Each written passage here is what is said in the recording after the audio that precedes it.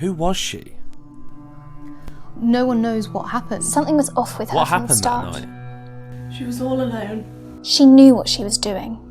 Violent. Who does something like that? We'll never know what Everyone happened. is so obsessed. No one does something like She that. was insane. She was human, just like the rest of us.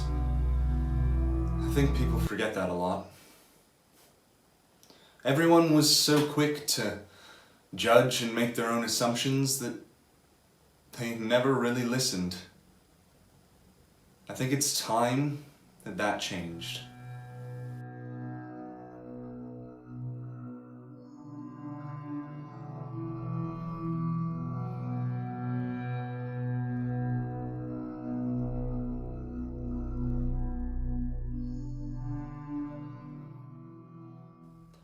I knew Theodora better than most. After everything that happened, I was the one who she spoke to, who she confided in. Now, the media are going to twist this story to try and paint her as some evil villain, but that's not who she is. There's so many rumours. I mean, everyone's got their own theory, their own explanation for what happened, But the only two people who were in that room, who know what happened, well, they can't tell their side of the story. So we have to. We have to piece together what happened with the little evidence we have. We must discover the truth, if only to give some closure to this tragedy. Theodora Hill, a young woman, took her first job as a nanny for the Bly children. In such an isolated house, it's no wonder things went as bad as they did. My name is Jonathan Nathaniel Bly. I am the chair of the board of directors at Bly, Crane and Associates, a firm that my family has been a part of since the turn of the 20th century. My family bought what would become Bly Manor in the early 2000s. Renovation work alone cost a fortune, but the bonus that year covered it. Unremarkable history of the house. It was built in the 1600s by some lord, fell into disrepair after his family lost all their money. The place was more of a birdhouse than a historical site. My brother and his wife passed away shortly before the whole affair, hence the hiring of Miss Hill as a nanny for the children. They were lovely people, killed in a boating accident off the coast of France. Theodora was the children's second nanny, after the first left the job unexpectedly. The children's parents are a mystery to all who have studied the case. They appeared to have had great wealth. They were part of the Bly family after all, and yet barely anyone knew them, or indeed what they did. They specified in their will that the father's much younger brother, Jonathan Bly, should become guardian for the children. After all, he was Miles's godfather, it made sense. And he was a rising star at the family company. He was a perfect choice. But I doubt he took the news that he would be looking after two small children as a blessing. Theodora's family were fairly mundane in comparison to the Blys. They were from a small village where her father was the local pastor. My name is Mary Hill. Theo was my sister. We grew up in a small town just outside of Winchester. Our family weren't poor, but we certainly weren't rich either. And I think it's because our parents gave up everything so that myself and Theo wouldn't feel like we were missing out.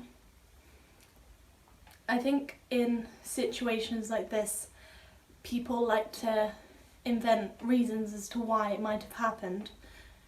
Childhood trauma is a term I hear thrown about quite a lot, but the thing is, we didn't have any particular traumatic events as children.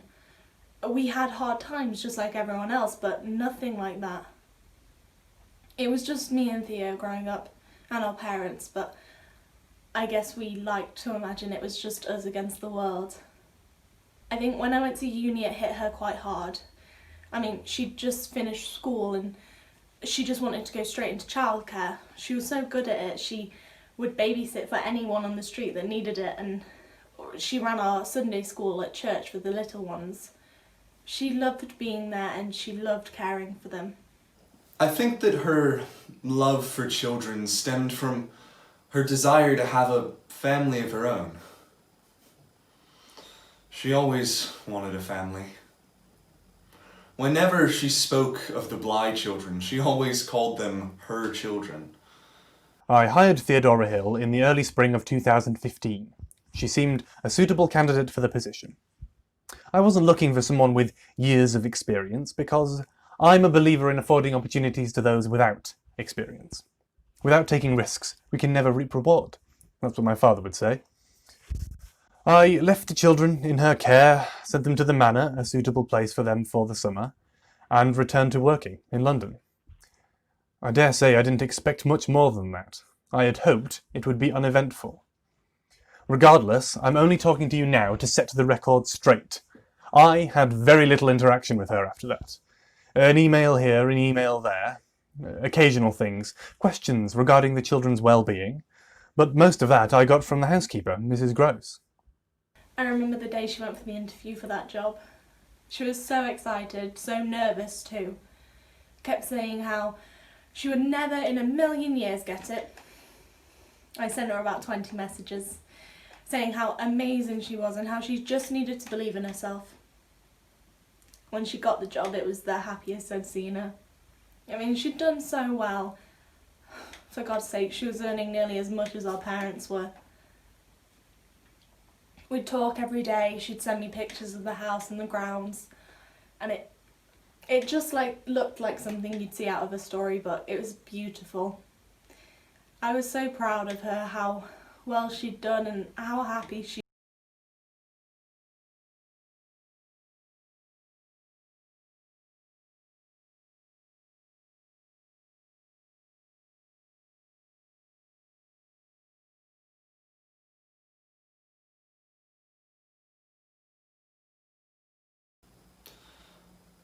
Thea was my friend.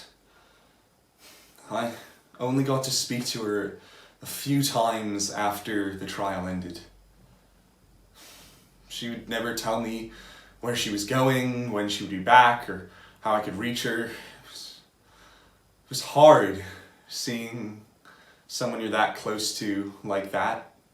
Really hard.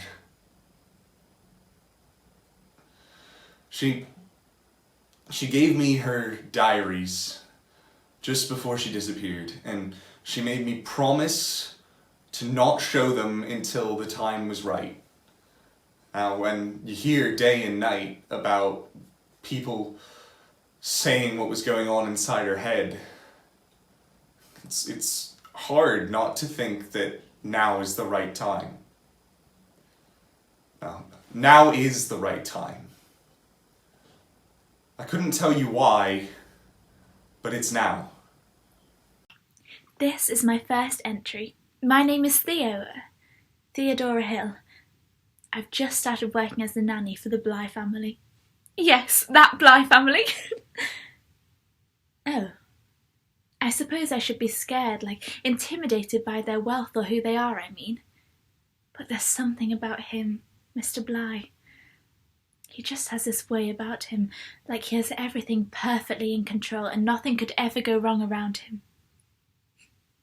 Anyway, I'm recording these video diary type things to document everything I do whilst I'm here, which should be a lot if I can just calm down my nerves a bit. I just can't believe I'm here. I mean, look at this place. I swear there's about 50 bedrooms. Not sure about the decorations though. Not exactly modern. Well, I suppose it is to a person from the 1800s. I've only met one of the children I'm supposed to be looking after. Flora. She's so lovely. She's like a little fairy. Although she does think she knows better than me at times. I mean, she probably does, considering her schooling. I'm pretty sure she's guaranteed a place at Oxbridge, just because of who her family are. I wish I was that lucky. Oh, also, I met the housekeeper, Mrs. Gross. She's been looking after Flora until I got here. She's so lovely. She's been walking me through everything and has been so nice to me. It's nice to have a friendly face. She's the only friend I've made here so far. But I'm sure I just need to try a little bit harder with the rest of the staff. They don't seem to really like me, I don't think. Either way, this job will definitely be easier than I thought if Flora's brother is anything like her. He's still at school, but due back soon. I don't really know what to do, actually. A letter came from Mr. Bly about him yesterday.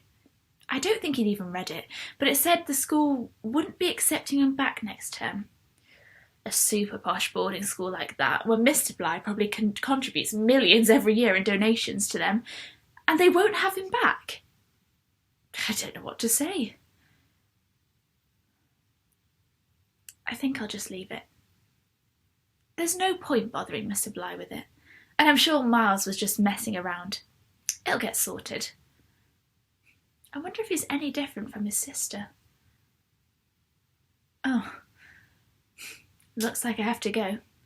They have some weird system that the lights go out not long after the children go to bed. Earlier bedtimes than I'm used to. But I'm not complaining. All right, bye. It was a fulfilling job. I mean, the house was so lovely. I knew each room, they were all different. People think a big house like that, you're bound to get lost or every room will be exactly the same, just 50 times over. But it was lovely. They'd kept all the original mouldings and even some of the woodwork as statue heads. All of the house staff got on really well. You could always rely on each other because most of us came from the local area anyway.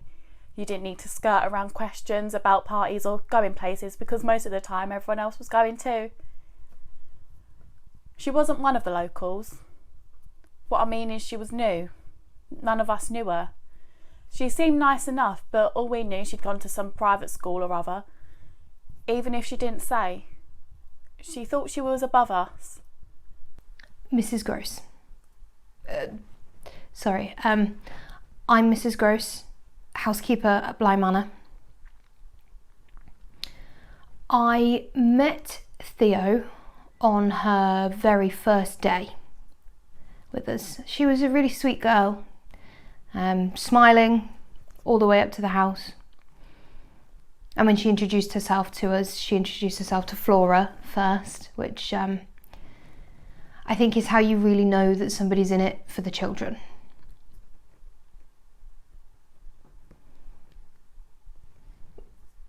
Yeah, the two of us became fast friends.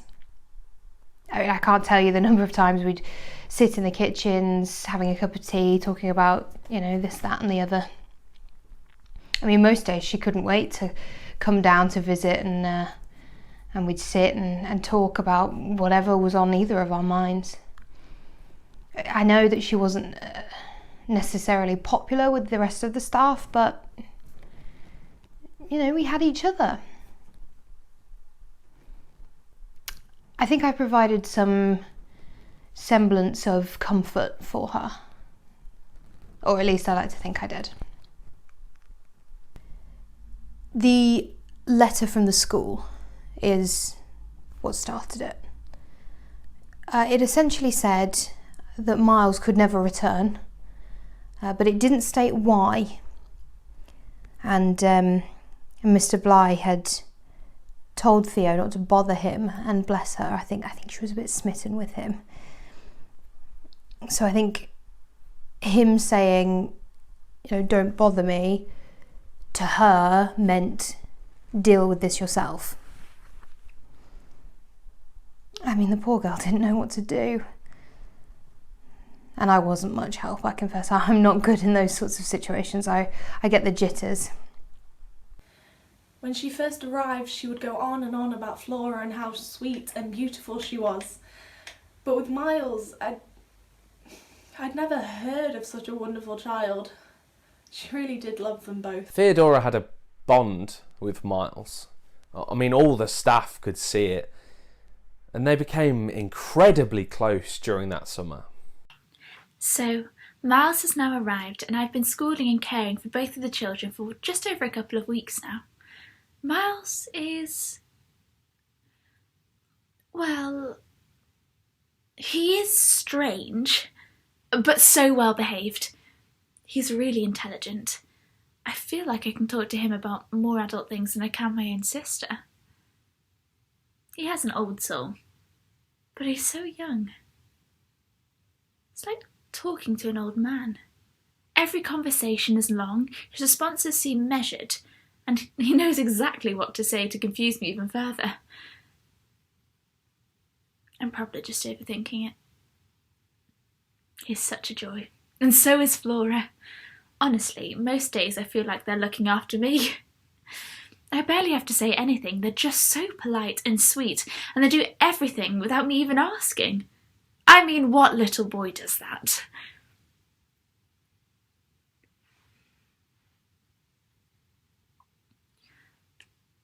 Something's been on my mind for a few days now. It's stupid.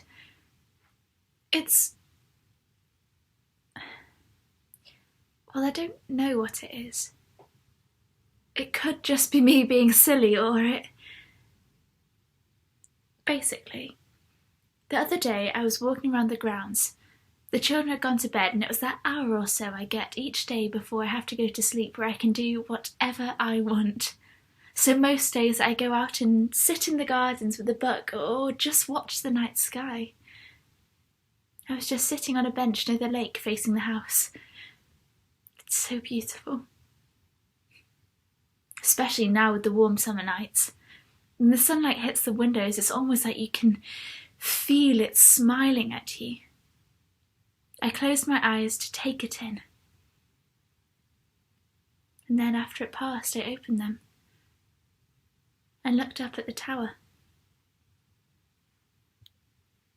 And there was someone there, standing on the tower, staring down at me. He stood there, and I stood up. I felt rooted to the spot. And then he was gone. It looked like he went behind a stone on the wall. But he couldn't have, because there was nowhere for him to go. I went up there. I checked myself. I'd have seen him leave. That person, that figure, it was impossible. But here I am, going over it again and again. It's so stupid. Maybe it was just a trick of the light on my mind. It was probably one of the contractors looking at the roof. This place is constantly getting renovated.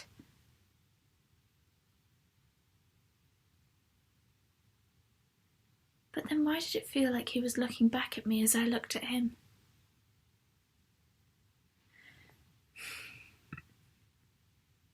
I mean, you hear these things, you read the mountains of psychological evaluations, court proceedings, all that. And now we have these diaries. We can see exactly how she was feeling. We never had this before. We can see that she starts this new job and she's doing really well with it. And then this figure appears. If she'd just seen it there, I think that would have been the end of it, but that was just the first time. I've been here for over 2 months now. I don't know what's happening. I keep seeing this man, the man from the tower. I know it was him. I saw him, his face at the window. He looked so pale and his eyes were sunken in, but he looked around with such sharp and malicious intent. And I collapsed when I saw him. I'm losing it, I must be. Thank God I have Mrs. Gross. She said the man I've been seeing, from what I've been telling her, looks like one of Mr. Bly's old friends. Peter Quint, I think she said. She seemed really weird afterwards. I barely saw her for the rest of the day.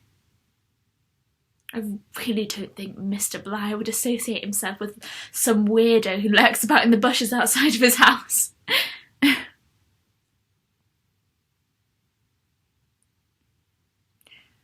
last time I saw him, I was in the dining room, and he stood right outside the window. His face was so close it could have pressed up against the glass. He was gone not long after I saw him. It almost looked like he was searching for something. Like something he'd lost when he looked at me. It was like he looked straight through me. Like I wasn't even there. I screamed so loud I nearly gave poor Mrs. Gross a heart attack. I don't understand it. No one else has seen him. The security cameras are either facing the wrong way whenever he's there, or they just don't see him either. But I know what I saw. He was there. Just like I'm sitting here right now, he was there. She didn't tell me about Quint at first, anyway. I think in her mind it was something that she could ignore and it would just go away. But eventually, I think when it was getting too much for her, she did tell me that she'd seen this man.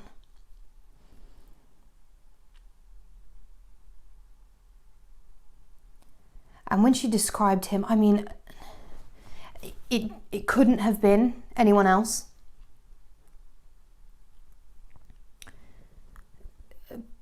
Peter Quint had a certain look, I suppose. He looked and behaved nothing like anyone in the village. So it had to be him, you know. I just knew it had to be.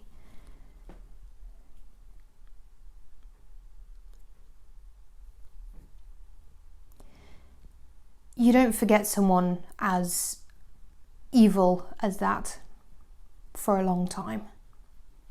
That's when the other texts began, about the things she was seeing or hearing, the figures in the halls or on the grounds watching her.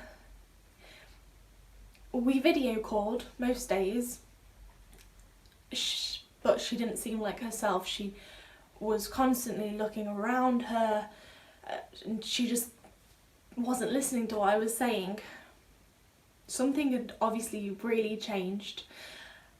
Most days she didn't even respond to me. We talked about everything, and for that to just change, it really scared me.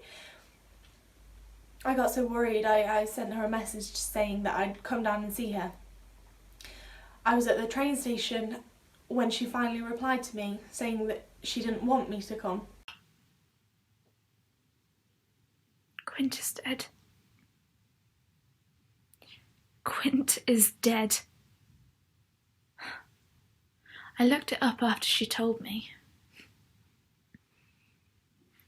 Peter Quint, 32, was found dead this morning at the bottom of Briars Hill Path, police have said. Mr. Quint visited the village's local pub, the Brass Hare, the night before. He became intoxicated and sustained a fatal head injury on the journey home.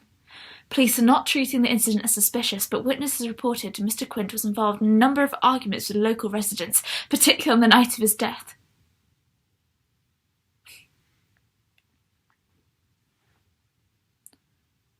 Mrs. Gross told me what he was like, and how he died, and how I described him. I'd never heard of this man before, let alone seen his face. But now I have, and he's still here. How did I see him? How is he here? How?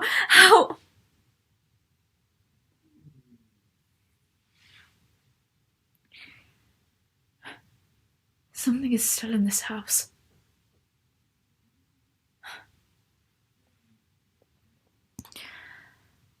Miles isn't exactly calming my nerves either. It's like he knows what I'm seeing. I can't explain it. The way he looks at me. When I talk to Mrs. Groats, he just stares at me. I can feel that stare. But when I look at him, he just smiles and walks away. What does he know? Does Flora know too? They're still making me sleep when the children do. But I barely get any rest. I hear footsteps every night. Whispered conversations just outside my door. Like someone is patrolling the halls, searching and searching and searching. When the lights go out in my room, it's like I see someone standing there in the corner, watching me. My eyes try and adjust to the dark, and it's like I can see an outline watching me. But I can't move. I just stare back. I don't know what to do. And then last night, I got up out of bed and listened for the footsteps and the whispers. I got up right next to the door and pressed against it. It carried on until I touched the door handle to open it. Then it went silent. Like the house knew. Like something or someone knew I was there.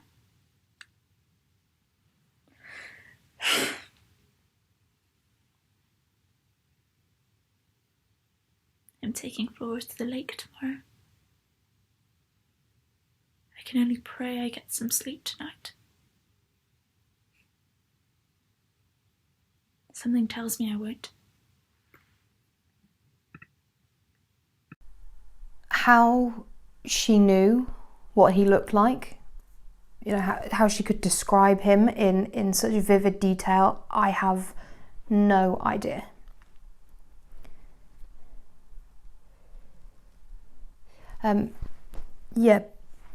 So Peter Quint had passed a long time before Theo showed up.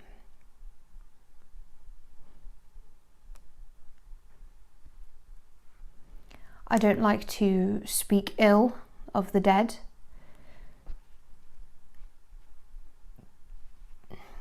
but he was a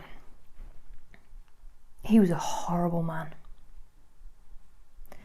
I mean, the things that he did to the girls in the village, you know, what he did to that poor Miss Jessel.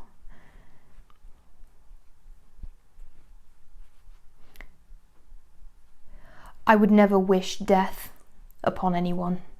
I would have preferred that he, you know, just left the village, left us for good, but I suppose the universe or karma, or whatever you want to call it, works in mysterious ways.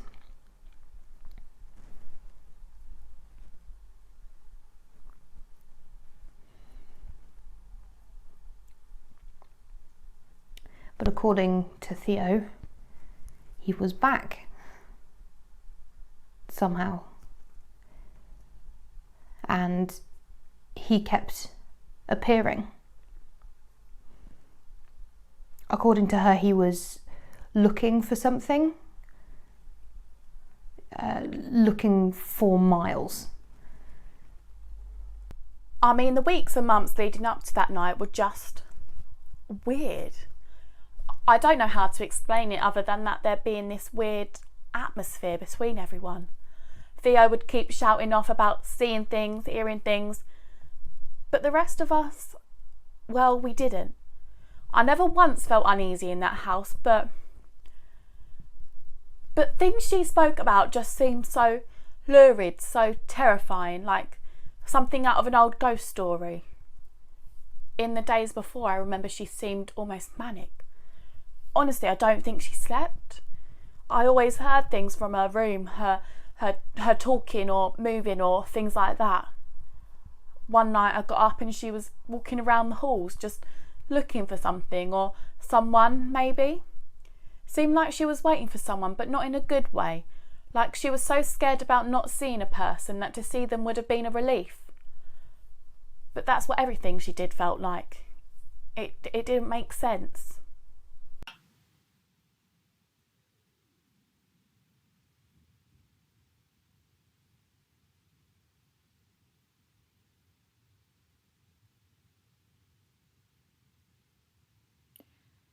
There was a woman at the lake. Me and Flora sat on the grass by the lake. I was reading her a poem and she sat making daisy chains. We were just about to have lunch and I looked up across the lake in a clearing. The sun was bright and shining, but standing just in the cover of the trees. This figure, almost a silhouette. This woman dressed in black nightie. She had long black hair that fell down to her chest. Pale, veiny skin. She was so thin and uncomfortable to look at, and her eyes were so dark, I could barely see them. I wanted to look away, but it felt like I couldn't, like I was being forced to look at her. Both of us didn't move. It felt like for so long. When I could finally think, I started to worry about Flora. Surely she was scared senseless, like I was. Flora had been sitting in front of me, facing out towards the lake, facing the other side, but as I finally managed to look down at her, she was facing me. She hadn't faced me the entire time we were there, and now she was. I thought she maybe already seen her, like she thought it was a horrible woman who'd gotten lost and looked away, so I grabbed her and ran back as fast as I could. I collapsed as soon as we were inside, and I just broke down. And I talked to Mrs. Gross, and she said,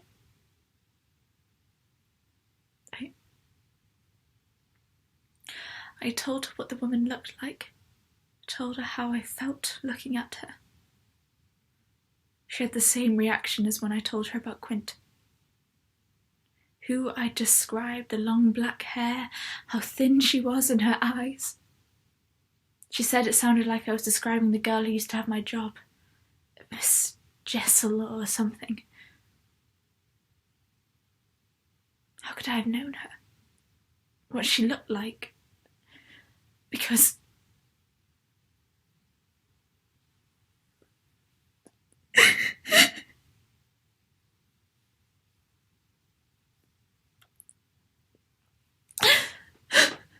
she's dead too.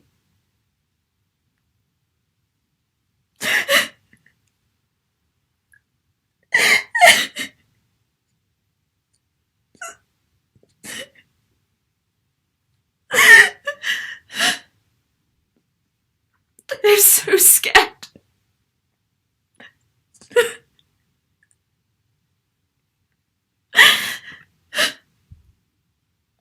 It was a few weeks after Theo had first seen Quint that Miss Jessel then appeared. And she wanted Flora. It gets complicated, but essentially Quint and Jessel were here for the children. I mean, what she thought they wanted with the children, I don't know. But can you really blame her for wanting to protect them? I mean... Elizabeth Jessel was the children's first nanny. She worked there months before Theodora arrived. Reports seem to state that she was entangled with Peter Quint. The exact nature of their relationship is unclear, but what we do know is that 6 months before Theodora arrives, she sadly takes her own life. This is weeks before Quint's passing. Something is wrong with these children. Something is trying to get to them, to take them away from me. Quint and Jessel, I can feel them reaching out for the children. The other night I went to check on them. Miles was gone and Flora was looking out of the window, waving to someone. I went over and there was Miles out on the lawn, in the middle of the grounds. He was just staring up at the tower, right where Quint was the first time. I ran out. I don't even know how he got outside. I swear the doors were all locked, and it's not exactly like a 10-year-old can burglar his way through the military-grade security.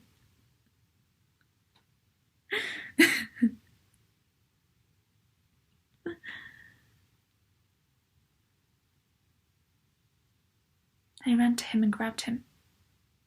I didn't even stop. I just grabbed him and ran us both back inside of the house. I put him down and just screamed at him, asking him what he was doing, why he was there. After I'd stopped, he just stared at me, like he always does, and just said, "To show you I could be bad." Then he walked off and left me there, went up to bed and said nothing else to me. I mean, what does that even mean? Is this what he did at school? Messing with the teachers just to say things like, "I know I'm super nice most of the time, but I've broken a window and I've proved I can be bad." What does it mean? Did Quint and Jessel have something to do with it? Are they already part of him? Mrs. Gross told me such awful things about him.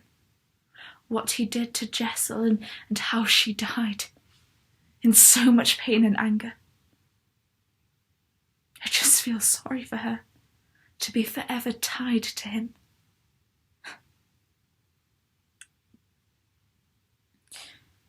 Listen to me. I'm talking like they're still here.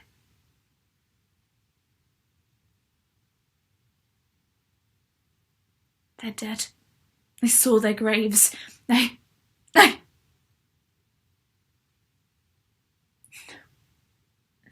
No, they're still here. But how? What are they trying to do?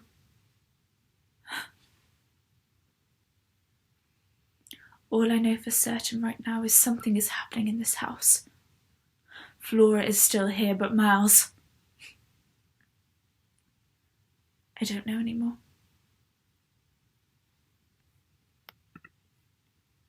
I was with her when Flora turned on her. She and Miles had been working in the study and I just popped my head in. It was such a lovely sight, to see them working together. But I realised that Flora was nowhere to be found. And we ran all over the manor. I mean, we searched every single room. I mean, I was desperate to find her. I mean, what if, Miss Jessel had found her?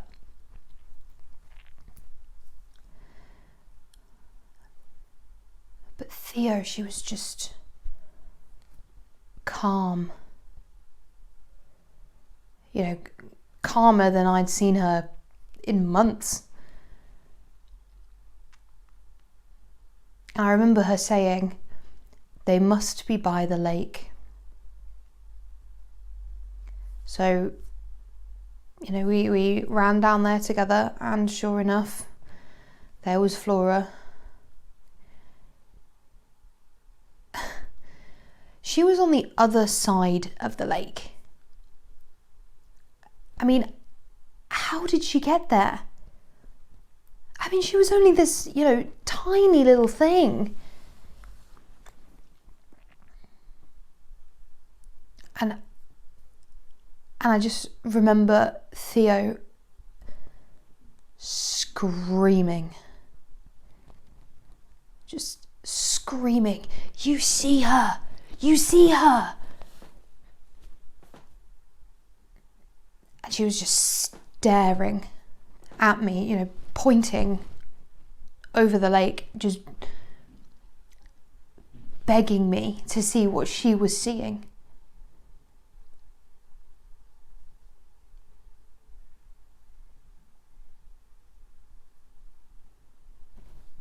But there was nothing there.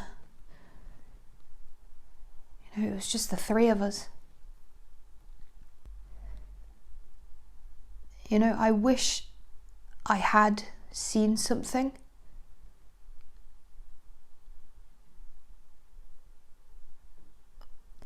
Because I just know that poor girl was so alone, so scared. And I just wanted to help. I tried my hardest to help her, but I just think when I couldn't see anything, I think that was the final straw, I think that just pushed her into this dark place that she was in, and I just wanted to help,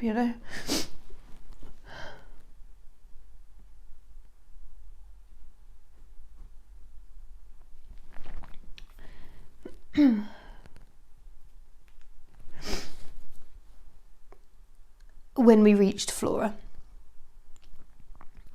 it was like she'd changed somehow. She yelled at Theo, screamed at her, told her how she hated her. She was kicking, punching.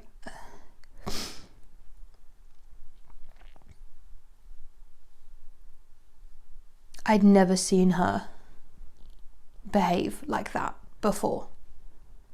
I mean, the language that she used, I still don't know where she got that from. Perhaps one of the house staff or something, I don't know, but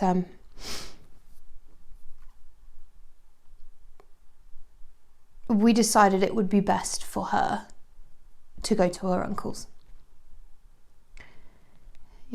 Get her away from the house, away from Miles, just for the time being,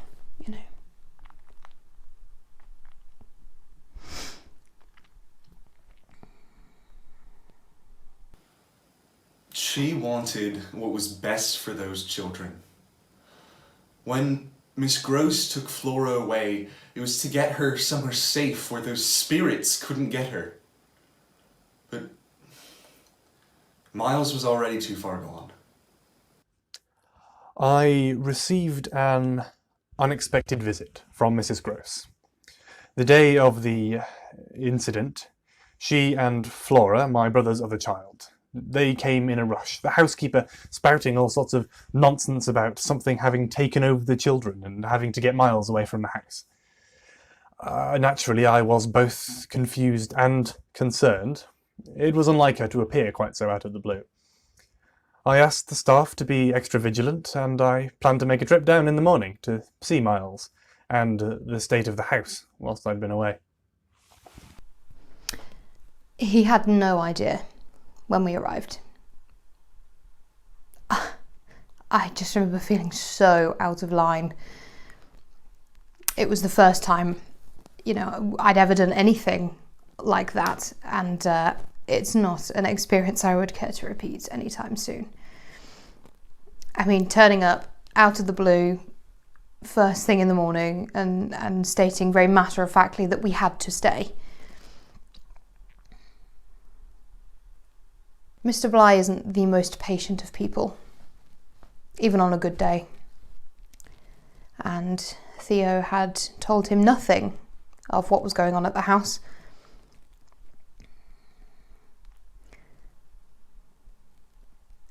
So the unexpected visit wasn't particularly wanted by either party, but I maintain I made the right decision. But when I heard about Miles,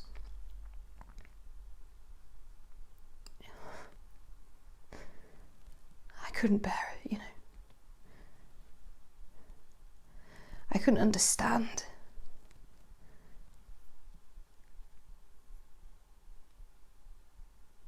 How could anyone, alive or dead,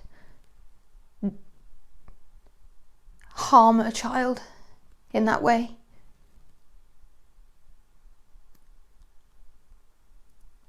I still don't understand it. On the night it happened, some of us were in the staff quarters playing cards or a drinking game or something. It just seemed like a normal night, except the power went out in the evening after dinner. The storm that night was worse than ever and the old electrics couldn't handle it, so we were all walking around by candlelight. Quite an authentic experience in a country manor that's over 200 years old. The day had been weird with Mrs. Gross and Flora going so quickly off to London, but we just assumed things would wind down after that, not get worse. Theo sent me this long message about how she didn't want her big sister to come bail her out as usual. How I looked down on her or pitied her because I went to university and she didn't. How Mum and Dad hated her for that. Of course, it was all rubbish. But she wasn't herself, and we say things we don't necessarily mean when we're in a bad place. I know I have. I just wish I could have done more. I wish I knew what was round the corner.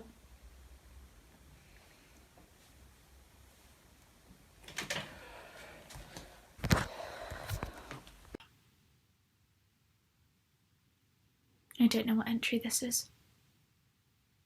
I don't even know what day it is. But I do know this will be my last. Flora is gone. I've sent her and Mrs. Gross away from the house. I say sent her. A couple of days ago she went missing. I couldn't find her anywhere in the house, neither could anyone, so we searched the grounds. But I knew she'd be at the lake. That's where I saw Jessel, across the lake, so she had to be there. The boat was missing too. So I waded across and found her where Jessel had been, sat in that clearing. Mrs. Gross got over there eventually, and then Jessel appeared again. Not far from us. I thought if Mrs. Gross could see her, then I was right. Then everything would be okay. She didn't. Neither did Flora. Then Flora went into a fit of something, just screaming how much she hated me, saying such vile words she had no way of knowing unless it came from Jessel. And that's what it was. Jessel knows I'm protecting them, just as Quint does. She knows I wanted Flora to go away from here, so she had one last attempt to turn against me. So Flora's gone. Mrs. Gross left this morning with her. Most of the staff avoid me now. They've heard what I'm doing and what I've been saying. It's just me and Miles. Tonight I have to get through to him. Quint does not have him. He is mine. My child. I will protect him. I will protect him. I think I know why Miles got kicked out of school. I wrote a message to Mr. Bly, a message to tell him everything that's happening. I just couldn't send it. I left my phone in the dining room, and I came back and I couldn't find it. Later on, I was checking the fire that had gone out, and there it was. Right there in the fire. He put it there. Or Quint did. Because they're scared. I don't know how tonight will go.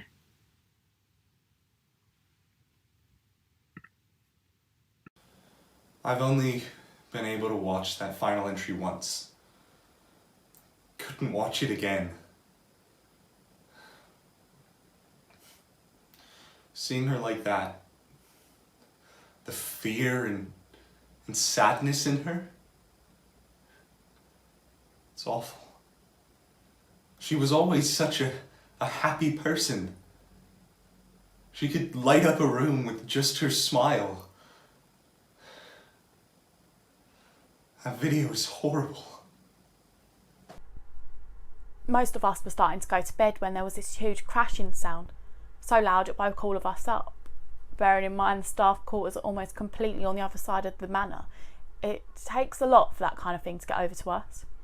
We didn't know what was going on. I mean, most of us thought maybe some of the renovations had fallen in or a part of the roof had collapsed in the storms, so we split up to check on it. I remember seeing someone ahead of me in the corridor leading up to the dining room, but when I looked back, they were gone. Everyone was so scared. I mean, so much had happened that night, it's hard to remember everything. The main door to the dining room was locked and we could hear the crashing sounds and some kind of shouting or whispering. We tried all the other doors, but none of them would open. I didn't even think some of them had locks, or at least not ones we had keys for. Then it got quiet, like dead silent. The sounds all stopped at once and the storm died just at the same time. We all went silent too, like we were bracing ourselves for what might happen. It felt like it lasted for ages. The only thing I could hear was the rain hitting the old slate roof and our breathing in the darkness. Then there was the most awful scream I have ever heard. I don't think I'll ever forget it. I can still hear it. It pierced right through you, like the first rush of wind you get stepping out of the house on a cold night. It stung deep and made my whole body just shake. I've never felt so scared as in that moment. A couple of guys broke down the door after that and there was Miles on the floor. Theo was not far away from him, just sobbing. We all just stopped because I think we knew before we even got to him. He was cold to the touch and they tried CPR, but I think he was already gone by then. I ran to the phone and told them what had happened. I helped move Theo away from Miles to help calm her down. I remember in that moment of stillness, waiting for the police to arrive. I looked up at the windows. The night was silent and calm. The rain was stopping and the lightning and thunder going further and further away. Like the flashes would light up the room like it was daytime, and I looked at the window. The rain droplets stopping at certain points, like something was pressed against the window from the outside. I stopped and stared, and as the lightning flashed, it looked like two handprints, perfectly formed by the rain, were left on the window.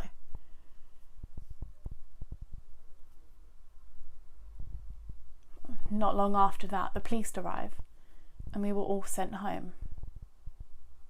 I don't think we'll ever know what happened in that room. I don't think we should. This is Detective Nyman conducting an interview with Flora Bly. It is currently 8:16 a.m, October 18th, 2015. Flora, I know you're tired, but can you tell me about your nanny? What's she like? Is she nice? No, Why not? Why did you go to your uncle's? I was bad. Bad? I shouted at Miss. Why did you shout, Flora? She scares me.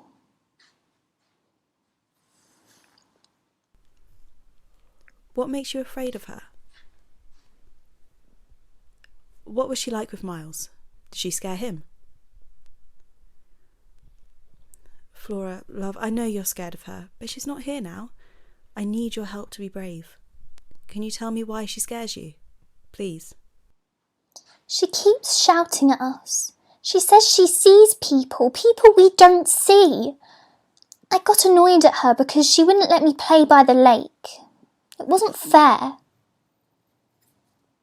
I'm sorry. I have been very rude to her lately. I really would like to say sorry to her. And Miles, I didn't even get a chance to say goodbye to him before we left. It'll be okay, Flora. They understand. Do your nanny and Miles get on well? She's very mean sometimes. She shouts things about how we're hers and not theirs. She says they're trying to take us, but she won't let them. Who does she mean? Who are they? I don't know. But she says they're evil and wants us for themselves. I think she's trying to help, but she gets so angry. Unfortunately, that evening I received the news of what had happened, and I rushed at once to do all I could to help. Miles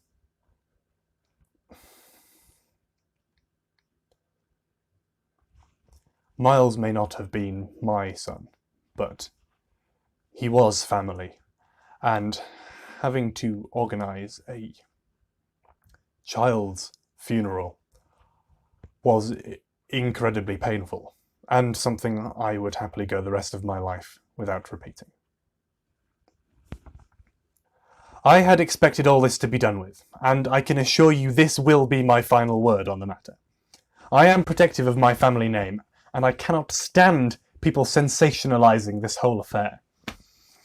I know people like to... shit. I had expected this all to be done with.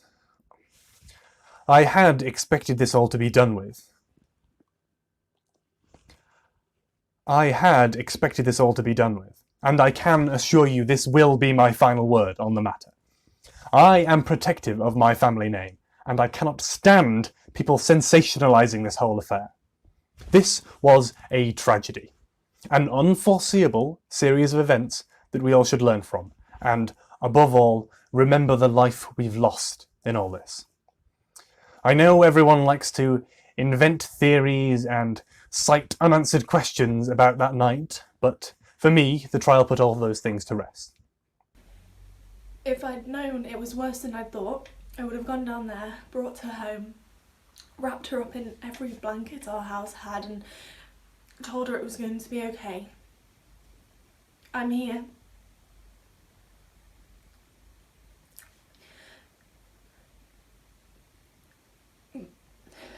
But I don't get that luxury. Who knows where she is now? It's taken me a long time to come to terms with everything that happened. I left the Bligh's employ shortly after the trial concluded. And I had maintained contact with Theo during that time, but after the trial finished, she went missing, as you know.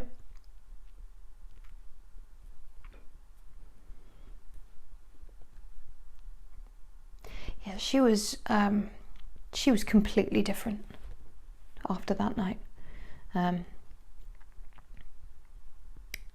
You know, this sweet, caring, funny, intelligent girl that I knew was just like a shell of herself, really.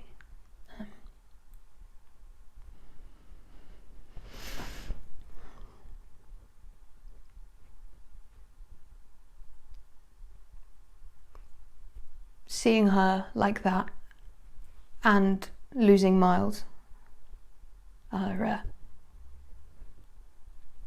the hardest bit of all this, you know.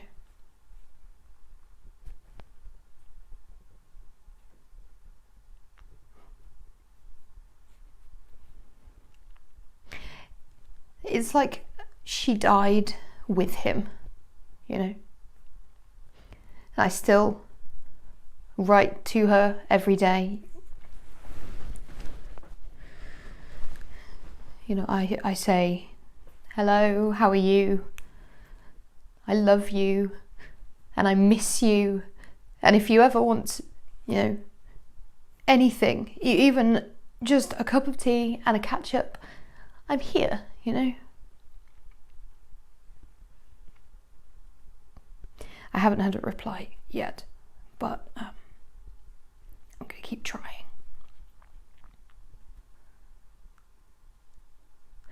You know, it's my fault that all of this happened, you know.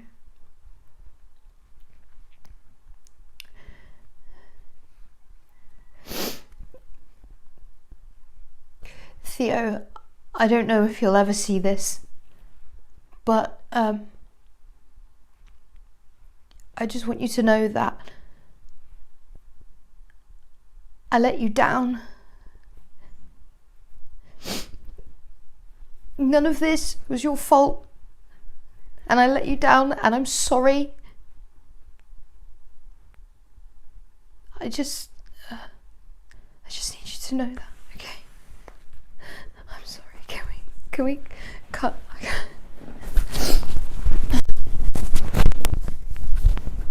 I'm gonna hate that as well.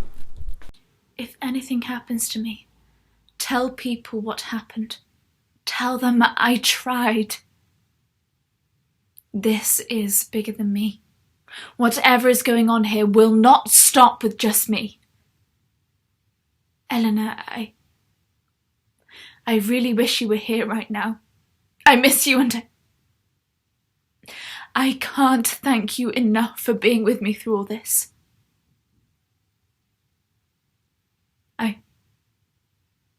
I love you, Mum and Dad. I love you, Em. I didn't mean what I said to you. I always just wanted to be like you. I just always let everyone down. I lied to you. I do need people. I need help right now, and there's nothing here for me. I'm sorry I wasn't strong enough. I have to go. Thank you, Flora. You've been very brave today. I bet you're ready to go home. What are you drawing? Yes, I have had quite enough of adventuring. I'm drawing our big house. There's me and Miles playing together.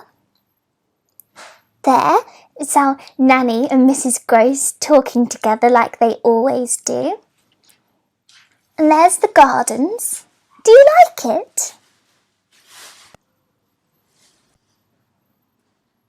It's lovely. But who's this? Flora? Flora, who's that other person in your drawing?